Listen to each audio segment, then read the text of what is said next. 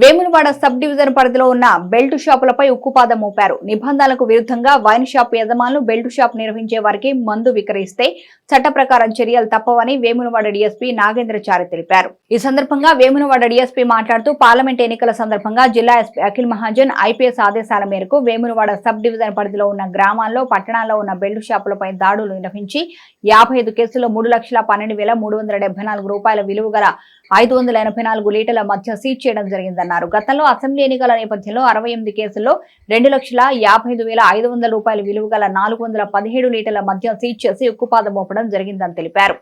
గ్రామాల్లో, పట్టణాల్లోని ఇళ్లలో, హోటళ్లలో, ఫాస్ట్ ఫుడ్ సెంటర్లలో, కిరాణా షాపుల్లో, ఇతర దుకాణాల్లో నిబంధనలకు విరుద్ధంగా ఎలాంటి ప్రభుత్వ పర్మిషన్ లేకుండా అక్రమంగా బెల్ట్ షాప్ నడిపితే చట్టపరమైన చర్యలు తీసుకుంటామని, వైన్స్ యజమానులు కూడా నిబంధనలకు విరుద్ధంగా బెల్ట్ షాప్ నిర్వాహకులకు మద్యం విక్రయాలు జరిపితే కేసులు నమోదు చేయడం జరుగుతుందని డీఎస్పీ హెచ్చరించారు.